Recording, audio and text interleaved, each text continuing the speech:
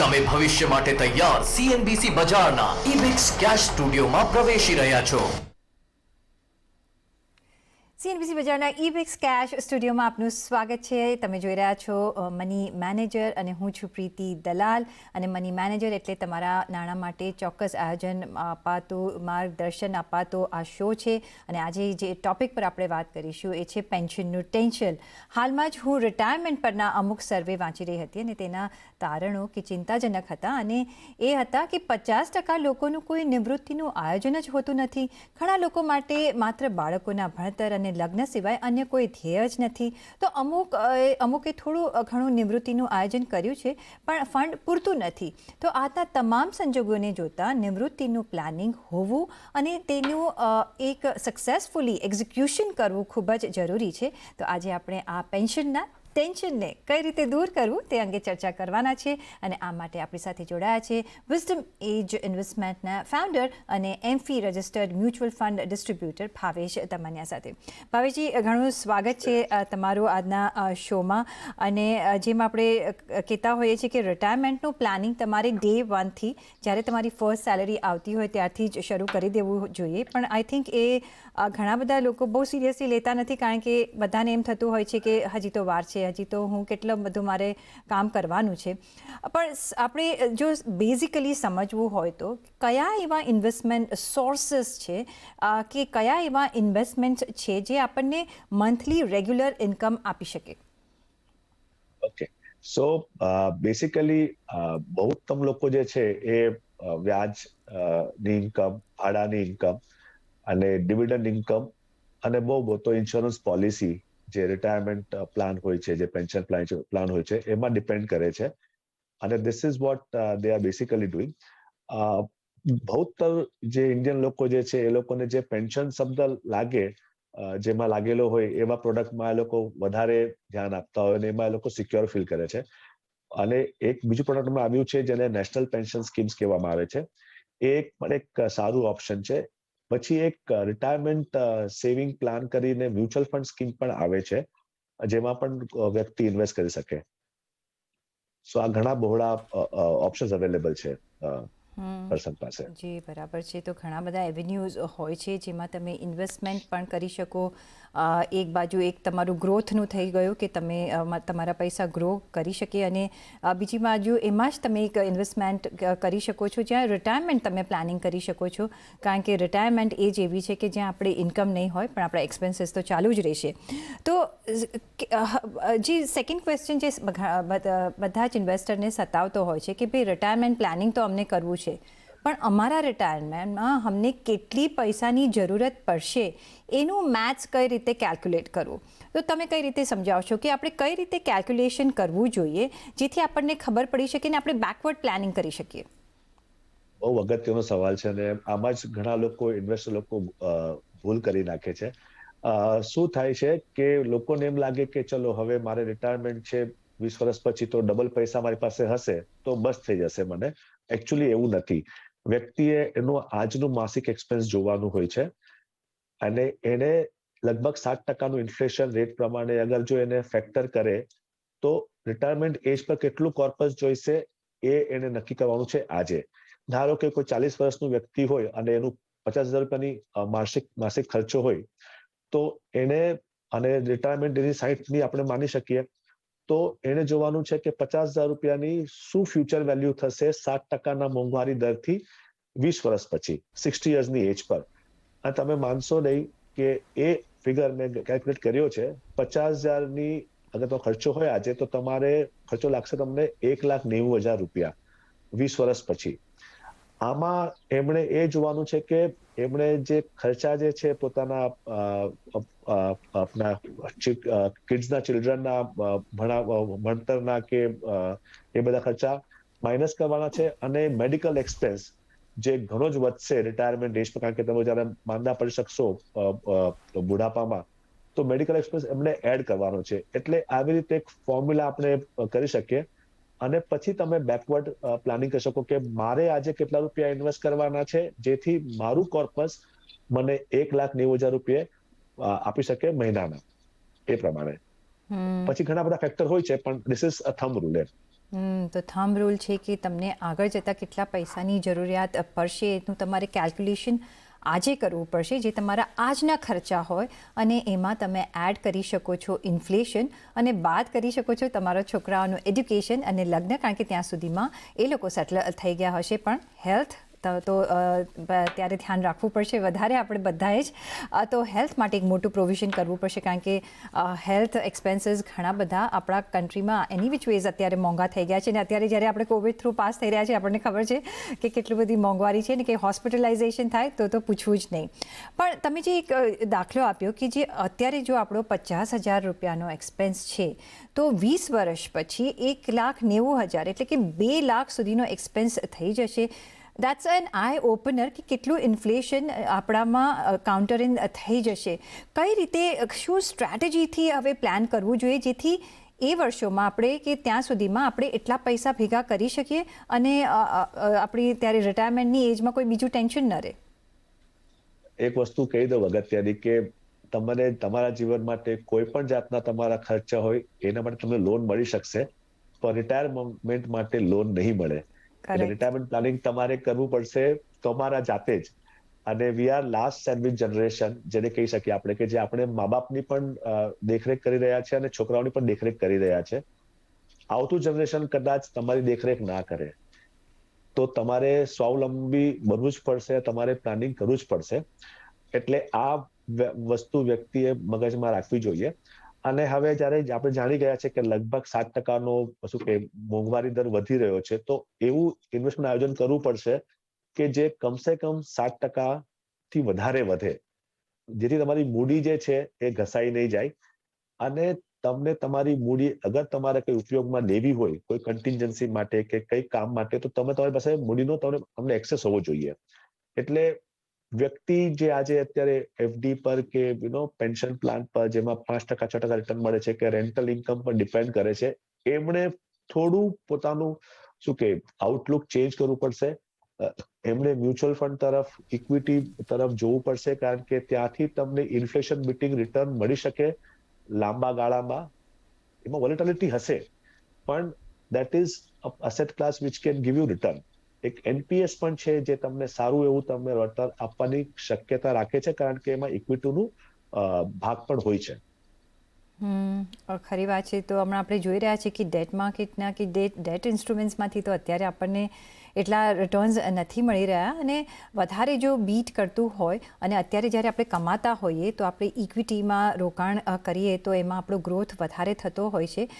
પણ તમે કહ્યું કે ઇન્ટરેસ્ટ ઇન્કમ, આપણે ઘણા બધા આપણે પ્લાન્સ હોતા હોય છે કે તમે તમારા રિટાયરમેન્ટ માટે ઇન્વેસ્ટ કરી શકો, પણ વીઝ જો ઇન્ટરેસ્ટ ઇન્કમ અને રેન્ટલ ઇન્કમની જો વાત કરીએ તો શું એક બેટર પ્લાન છે પેન્શન પ્લાન્સ અથવા તો મ્યુચ્યુઅલ ફંડ્સમાં રોકાણ કરતી વખતે? કઈ રીતે આ બે ડિફરન્ટ રીતે કામ કરે છે return wise? Okay, so I will tell you two things. તમે જોશો તો એફડી જેમાં તમને ઇન્ટરેસ્ટ મળે છે તે, પ્રોપર્ટી જે તમને રેન્ટલ ઇન્કમ આપે છે, અને મ્યુચ્યુઅલ ફંડ, આ ત્રણેય પ્રોડક્ટ જે છે એ તમને એક્સેસ ટુ તમારી મૂડી આપે છે, besides giving you regular income. પણ પેન્શન પ્લાન જે હોય છે, જે ટિપિકલ પેન્શન પ્લાન જે હોય છે, એમાં તમારી મૂડી જે છે એ તમને નથી મળતી બહુ. એટલે maximum amount is given to nominee તમારા મૃત્યુ પછી. એટલે મારા પૈસા મારા કામમાં જ નહીં આવે એવું તમને ફિલિંગ આવે. તો આ પ્રમાણે રેન્ટલ ઇન્કમ, ઇન્ટરેસ્ટ ઇન્કમ અને મ્યુચ્યુઅલ ફંડ એ અલગ છે કમ્પેર ટુ પેન્શન પ્લાન. જેસે પહેલે કીધું તમને કે રિટર્નનું જે આઉટલુક જે છે એ વધારે સારું છે ઇક્વિટી બેઝડ ઇન્વેસ્ટમેન્ટ ઓપ્શન્સમાં. તો અગર વ્યક્તિ એક અસેટ એલોકેશન કરે એમના ફાઇનાન્શિયલ કન્સલ્ટન્ટને કે એડવાઇઝરને મળીને, અને એક આયોજન કરે ટેક્સેશન પ્રમાણે, અને થોડો ભાગ ગ્રોથ અસેટ્સમાં અગર ઇન્વેસ્ટ કરે, મ્યુચ્યુઅલ ફંડમાં કે ઇક્વિટીમાં, તો એને ઇન્ફ્લેશન બીટિંગ રિટર્ન મળી શકે અને પોર્ટફોલિયો ડાયવર્સિફાય પણ થઈ શકે. કારણ કે હવે જે જમાનો આવ્યો છે એમાં આપણને પોતાના માટે પૈસા પણ જોઈએ, તો લિક્વિડિટી તમને મળશે મ્યુચ્યુઅલ ફંડમાં કે ઇક્વિટીમાં. વેરેઝ ટિપિકલ પેન્શન પ્લાનમાં તમને લિક્વિડિટી તમને નહીં મળે, એ તમારા ઉત્તરાધિકારી જ તમારા પૈસાનો એક્સેસ કરી શકશે. તમને પેન્શન ઇન્કમ મળશે એ ગેરંટી છે. હવે પેન્શન ઇન્કમ કેટલી તમને મળશે એ તમારા માટે શું કે ઇનફ છે, સફિશિયન્ટ છે, મોંઘવારીની સાથે એ તમારે એસ્ટિમેટ કરવું, અને એ પેન્શન તમને મળશે એની કોઈ ખાતરી નથી, કારણ કે તમારું કોર્પોરેશન નથી વધી રહ્યું એટલા હાયર રેટથી, એટલા માટે. જી, ખરી વાત કહી. એટલે જ અમે આપણે કહી રહ્યા છીએ કે બેકવર્ડ પ્લાનિંગ કરવું જોઈએ ને બેકવર્ડ કેલ્ક્યુલેશન કરવું જોઈએ, તો તમે ફિગર પર અરાઈવ કઈ રીતે થવું એના માટે ઇન્વેસ્ટમેન્ટ પ્લાનિંગ તમે કરી શકો. પણ જેમ તમે કહ્યું કે ઓફકોર્સ જો તમારા પૈસા ગ્રો કરવા હોય તો તમારે ઇક્વિટીમાં તો પાર્ટિસિપેટ કરવું જ પડશે. May be ratio can change with your age, પણ આપણે સિસ્ટમેટિક વિડ્રોઅલ પ્લાન પર એટલે કે SWP પરની પણ ખાસ વાત કરતા હોઈએ છીએ કે જ્યારે ભાઈ તમારી રિટાયરમેન્ટ એજ આવતી હોય તો તમે ઇક્વિટીમાંથી તમે ડેટ ફંડ્સ તરફ એ ઇન્વેસ્ટમેન્ટ કરી શકો છો, જે તમને પોર્શન જોઈતો હોય, અને સિસ્ટમેટિક વિડ્રોઅલ પ્લાન થકી તમે કરી શકતા હો છો. એડવાન્ટેજીસ શું છે SWPના? ઓકે, સો આપણે એટલે SWP પર સમજી લઈએ. આપણે SIP તો બહુ ફેમસ વર્ડ થઈ ગયું છે, અને આજે રિયલ એસ્ટેટ કંપનીઝ અને ઇન્સ્યોરન્સ કંપની પણ SIP શબ્દનો ઉપયોગ કરીને માર્કેટિંગ પ્લાન બનાવે છે. SIP એટલે સિસ્ટમેટિક ઇન્વેસ્ટમેન્ટ પ્લાન. SWP એનું ઉલટું છે. એના ફાયદા એ છે કે SWPમાં સિસ્ટમેટિક વિડ્રોઅલ પ્લાનમાં તમે ચોક્કસ અમાઉન્ટ તમારી રિક્વાયરમેન્ટ મુજબ, તમારી રિક્વાયરમેન્ટના મર્યાદિત પીરિયડ મુજબ તમે વિડ્રો કરી શકો છો. હવે કોઈ એવું લાગે કે તમે પ્લાન કર્યું છે 60 યર્સની ઉંમર તમને પૈસા જોઈશે, પણ તમે કદાચ એમ્પ્લોયમેન્ટમાં છો 60 પછી પણ, અને તમને ઇન્કમ નથી જોઈતી, તો you did not receive pension. પેન્શનમાં શું થાય છે કે તમારે પેન્શન તમને આવશે જ આવશે, તમને ઉપયોગ છે કે નહીં, તમને ઉપયોગ વધારે છે કે ઓછો છે, પેન્શન અમાઉન્ટ ઇઝ ફિક્સ. SWPમાં તમારી મૂડી મ્યુચ્યુઅલ ફંડમાં જોઈ છે, એટલે તમારી મૂડી તમારા હાથમાં છે. You can utilise the capital whenever you want, as much as you want. Plus તમે SWP અમાઉન્ટ વધારી શકો, ઘટાડી શકો, બંધ કરી શકો, ફરી શરૂ કરી શકો. એટલે this flexibility is available, જેથી તમને ચોક્કસ પૈસા તમારા રિક્વાયરમેન્ટ પ્રમાણે તમને મળી શકે એવું તમે કરી શકો આયોજન એના માટે. બીજો મહત્વનો ફાયદો એ છે કે આ મ્યુચ્યુઅલ ફંડ છે અને બધી સ્કીમમાં તમને SWP ઓપ્શન મળે છે. તમને લાગે કે કોઈ પર્ટિક્યુલર સ્કીમમાં તમે ઇન્વેસ્ટ કર્યું છે એ બરાબર નથી કરી રહ્યું, તો you can have option of switching to some other mutual fund scheme also. Whereas pension પ્લાનમાં શું થાય કે તમે પેન્શન તમે નક્કી કર્યું હોય તો તમારે એ જ કંપનીમાં રહેવું પડે, અને એની એન્યુટીનો જે દર હોય એ પ્રમાણે તમને પૈસા તમને મળે. એમાં તમને કેપિટલનો એક્સેસ છે, પણ કેપિટલ એક્સેસ તમને લિમિટેડ જ છે. જે કીધું ને પહેલે કે ઉત્તરાધિકારીને તમારા પૈસા મળશે, તમને પૈસા તમારા લાઈફ ટાઈમ વાપરવા નહીં મળશે. બરાબર છે. જી, તો આપણા પૈસા આપણે કેમ ન વાપરીએ? ઓફકોર્સ આપણે ઉત્તરાધિકારીને પણ આપીશું, પણ આપણી લાઈફ આપણે બ્યુટિફુલ બનાવવાની છે ને, એના માટે એક સારું એવું પ્લાનિંગ કરવાનું છે, જેથી આપણે રિટાયરમેન્ટ એજમાં આપણને કોઈ ફિનાન્શિયલી ટેન્શન ન રહે. પણ તમે વાત કરી કે SWPની, પણ આપણે કઈ રીતે તમે જુઓ છો? કારણ કે આપણે જોઈ રહ્યા છીએ કે ડિવિડન્ડ પે આઉટની પણ સ્કીમ હોય છે મ્યુચ્યુઅલ ફંડ્સમાં, સાથે IDCW એટલે કે ઇન્કમ ડિસ્ટ્રીબ્યુશન કમ કેપિટલ વિડ્રોલનો પણ એક ઓપ્શન આપતા હોઈએ છીએ. તો આ એક બેટર સ્કીમ નથી? કઈ રીતે ડિફરન્ટ છે SWPથી? ઓકે, સો ડિવિડન્ડ પે આઉટનું હવે નામ ચેન્જ થઈ ગયું છે, ઇન્કમ ડિસ્ટ્રીબ્યુશન કેપિટલ વિડ્રોલ. તો આમાં શું થાય છે કે when you take IDCW, dividend pay out, આપણે વર્ડ વાપરશું અત્યારે સિમ્પ્લિસિટી માટે, એમાં તમારી NAV ઘટે છે, એટલે તમારું ટેક્સેશન એમાં બદલાઈ જાય, એ ડિવિડન્ડ ઇન્કમ તરીકે તમને આવે. SWPમાં શું છે કે તમારી યુનિટ્સ ઘટે છે, એટલે તમારી you have a capital gain or loss when you do SWP. એ તમને એડવાન્ટેજ છે. પ્લસ ડિવિડન્ડ પે આઉટ જે છે એ મ્યુચ્યુઅલ ફંડ્સ કે પ્રોફિટ પર નિર્ભર છે, એટલે એ કન્સિસ્ટન્ટલી તમને દર મહિને ચોક્કસ અમાઉન્ટ મળે એની કઈ ખાતરી નથી, ગેરંટી નથી. પણ SWPમાં તમે ચોક્કસ અમાઉન્ટ ચોક્કસ તારીખે તમને ડેફિનેટલી મળશે, કારણ કે it is withdrawal of your units. તો ટેક્સ એડવાન્ટેજ પણ છે, કન્સિસ્ટન્સી તમને મળશે કે તમારા પૈસા તમારા ખાતામાં ચોક્કસ દિવસે ચોક્કસ અમાઉન્ટ આવશે જ આવશે. એટલે એ પ્રમાણે ઇટ ઇઝ એડવાન્ટેજસ. અને ઘણા કેસોમાં તમે જોશો તો લગભગ SWP ટેક્સ એફિશિયન્ટ પણ હોવું જોઈએ. ડિપેન્ડ્સ કે તમે કયા ટેક્સ સ્લેબમાં છો, કે તમે શું તમારી ઇન્કમ રહેશે એ પ્રમાણે. Plus SWP you did not start also ને, ડિવિડન્ડ તમને આવવાનું જ છે, તમે જરૂર છે કે નહીં, લાઈક અ પેન્શન એન્યુટીઝ. આ તો તમારા હાથમાં છે, તમે વાપરો નહીં વાપરો, બંધ કરી નાખો તો તમારી મરજી છે તે હિસાબે. સો આ બહુ મોટો ડિફરન્સ છે SWPમાં અને ડિવિડન્ડ પે આઉટ IDCWમાં. જી, તો મોટું તો એ ત્યારના સમયમાં આપણા માટે એ જ રહેશે કે ભાઈ મંથલી કોઈ સોર્સ ઓફ ઇન્કમ રહે, અને એ મ્યુચ્યુઅલ ફંડ તમને પ્રોવાઈડ કરી શકે છે SWP થકી. અને એક આપણા હાથમાં પૈસા આવે તો પછી એક આપણને સાયકોલોજીકલી પણ એક ઓફકોર્સ શાંતિ થતી હોય છે. પણ એ ત્યારની વાત છે. પણ અત્યારે એના માટે આપણે કામ કરવું પડશે અને એક સારી રીતે આપણું રિટાયરમેન્ટ પ્લાન કરવું પડશે, સાથે એક્ઝિક્યુટ પણ કરવું પડશે. પ્લાન કરવાથી તો કંઈ પૈસા હાથમાં નથી આવી જવાના, તો એક્ઝિક્યુશન કરવું ઘણું જ જરૂરી છે અને એ આજથી જ શરૂ કરવાનું છે, નહીં કે એના માટે રાહ જોવાની છે. તો સ્ટાર્ટ યોર રિટાયરમેન્ટ પ્રોસેસ નાવ. પણ એ સાથે જ આપણે એક બ્રેક લેવાનો સમય થઈ ગયો છે, તો એક બ્રેક લઈશું અને લઈશું ત્યારબાદ દર્શકોના સવાલો. તો અમારી સાથે જોડાયેલા રહેજો.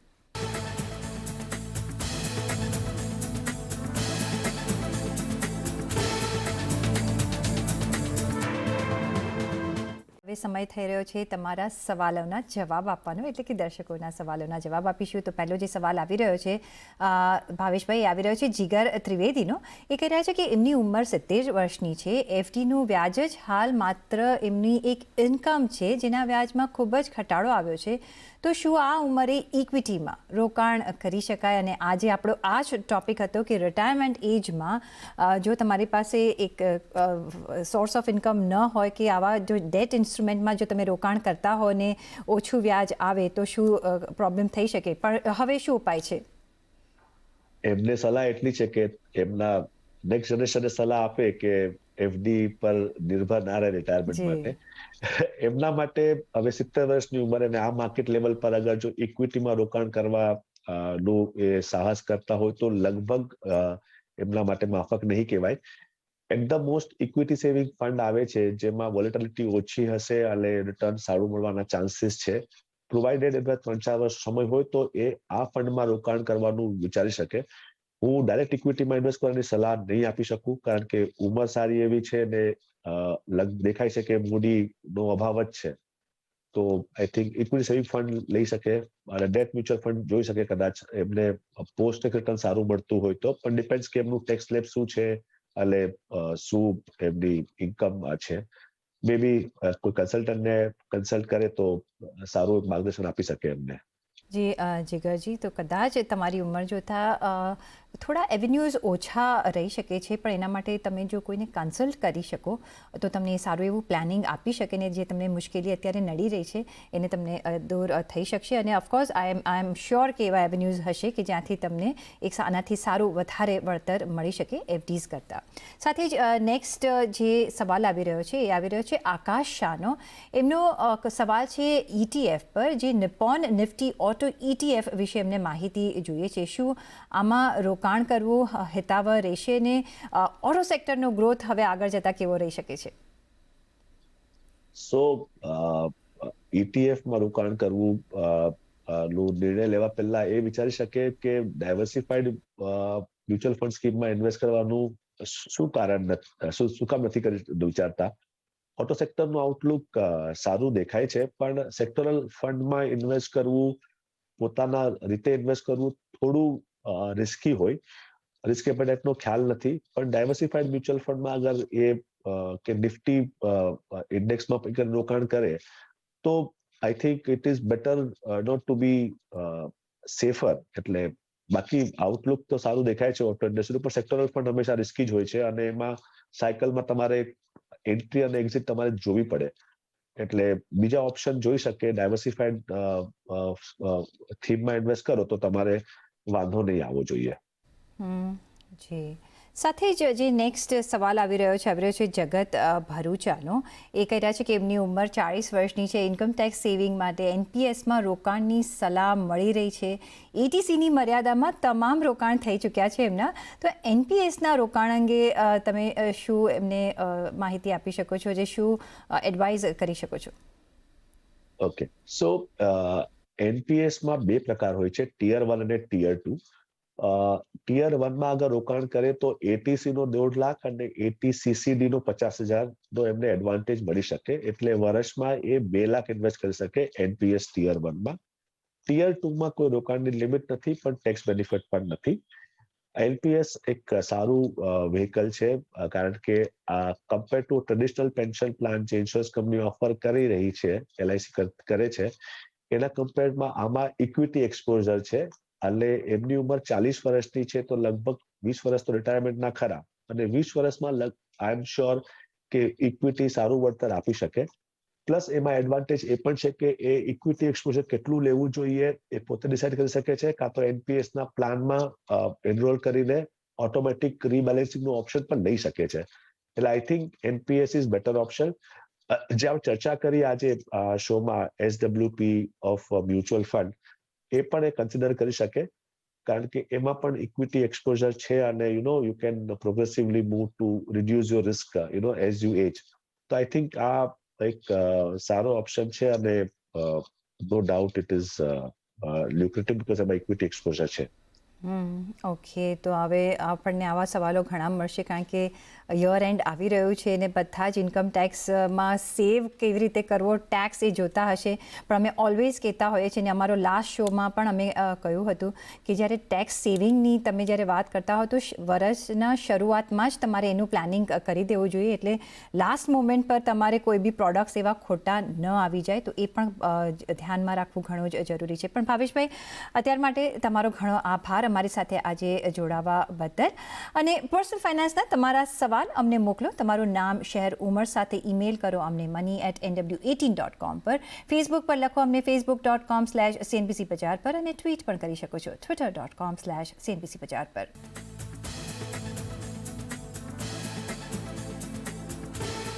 અને આ સાથે જ મની મેનેજરના આ એપિસોડમાં બસ આટલું જ. પાછા મળીશું નેક્સ્ટ એપિસોડમાં. ત્યાં સુધી આપશો રજા. નમસ્કાર.